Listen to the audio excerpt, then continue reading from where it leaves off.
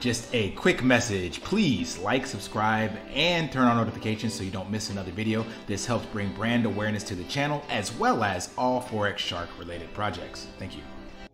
Hey guys, welcome back. DeFi, degens, and farm for property. And in this video, going to be doing something a little different, like I've been doing on some of the other ones regarding the latest and greatest crypto news and summarizing some stuff from Guy over at Coin Bureau. So if you don't follow the Coin Bureau channel, highly recommend it. Probably one of the, if not the top rated or watched and subscribed channels regarding macro economics that tie directly to crypto. So he's mainly about a crypto channel, but he has tons of amazing information and his videos are quite comical most of the time. So in this one, we're going to be covering the US debt ceiling and what's going to happen about the US potentially defaulting on their debt, as well as the World Economic Forum in Davos meeting that they had. So if you're not familiar with these guys, these are the ones we refer to when we talk about people in dark rooms meeting behind closed doors, except for these guys meet in broad daylight. But first, let's dive into a little tinfoil hat theory on the United States and defaulting on their debt potentially. So if you're a normal person, you might think that a country as big as the US can never go bankrupt. Right? Well, you might be wrong. You see, the U.S. has reached its credit limit of $31.5 trillion, and the government can't legally borrow any more money. Janet Yellen, the Treasury Secretary, is warning of a default if a new limit isn't set soon. But it's not just the U.S. Most governments are also in deep trouble. You can see a bunch of news articles about this regarding her stance on it. So if you're not familiar, governments make money from taxes and fees, but that money is often used for military spending and buying votes. So they have to issue bonds, which is basically an IOU that says, give me money today and I'll pay you back later with interest. But the problem is that the governments are spending more money than they're bringing in from taxes and fees, which means they're in debt up to their eyeballs, as you can see from this cool chart that shows the current debt clock, basically. So the interest rates on government bonds depends on the duration of the bond, the risk associated with the government, the economic conditions of the country, and the buying and selling by market participants. If the economy is struggling, the interest rates on the shorter term government debt are higher, which is a sign of a recession. Now, when governments have too much debt, they often introduce regulations to force domestic investors to buy government bonds. In extreme cases, the central bank itself will start buying government bonds. But this quickly devalues the national currency and the country's economy will suffer, which lowers tax revenue, creating a vicious cycle. This is happening right now in Japan. Now, you might be thinking, how could the US or any other country ever default on their debt? Well, it starts with the government allocating more and more of its revenue to paying off bondholders until there is little to no money left to spend on public infrastructure or institutions. And if the country's economy suffers, tax revenue will decrease, which leads to a government default. So what's the solution? Well, the solution is printing more money. That's what Japan is currently doing, buying up bonds to keep the interest rates low. But this quickly devalues the national currency, and the country could end up in a situation where its debt is more than twice the size of its entire economy. But that is what the Central Bank of Japan is currently doing, and it could be what the US does. So the money printers could be coming back on very soon because they will have to just increase the debt ceiling, which is most likely what they will do because they've done this now, I think they said 45 times over the last 40 years. So probably what's going to happen again.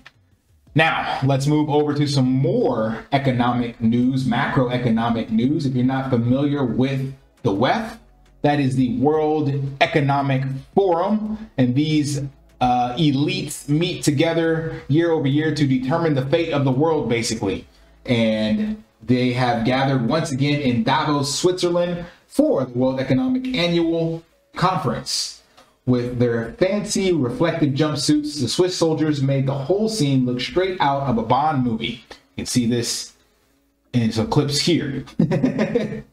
So the leader of the actual World Economic Forum, who some say sounds exactly like a real life Bond villain, is Klaus Schwab. Let's find this gentleman's face here. And if you listen to him, you would definitely say he sounds like a Bond villain.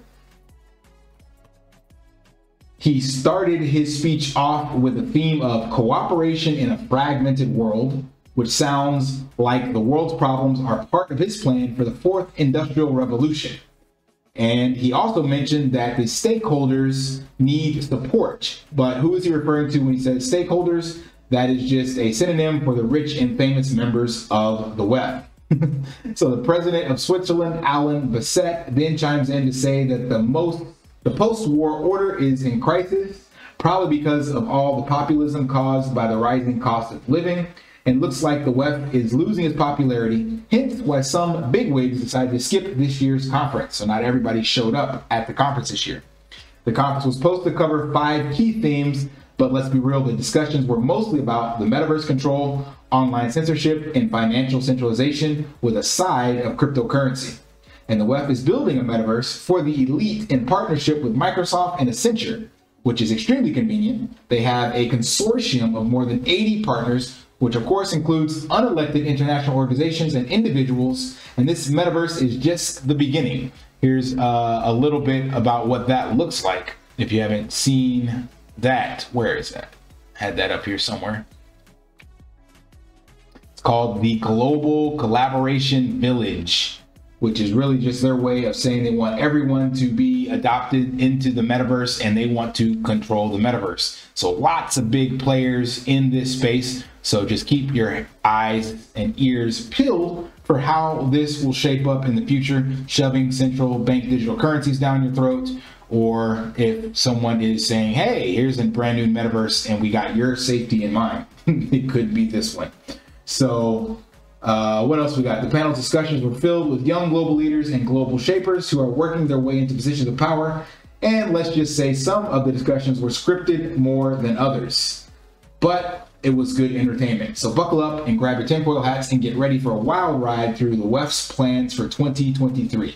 The elites are up to something and we will find out what that is. So if you want more details on the WEF, he's got a 47-minute video. This was just me summarizing it. And then the one on the debt ceiling was about another 20 minutes or so, I think. So definitely great content from Guy. Shouts out to the Coin Bureau. So check that out if you're interested. And what this means for us in crypto is that 2023 can be a bumpy ride. So I believe a lot of people are calling that the bottom is in for Bitcoin and we could be, off to the races to consolidate and slowly climb our way back up. But there's a lot of catalysts on the outside that we don't know how that will shape up. Could be bullish. If the debt ceiling gets raised or the money printers come back on, or even stablecoin regulation is put into the space and they start injecting capital into crypto.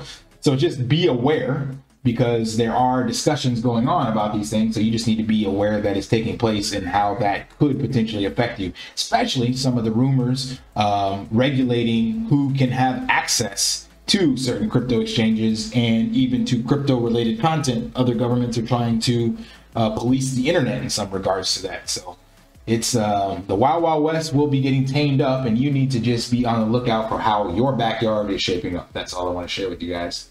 So if you found that valuable, you like this kind of content, you know the drill. Smash that HBO special brother out, like, comment, subscribe down below, and until next time, live daily and achieve your impossible. See ya. Want to pay your in real life bills with crypto?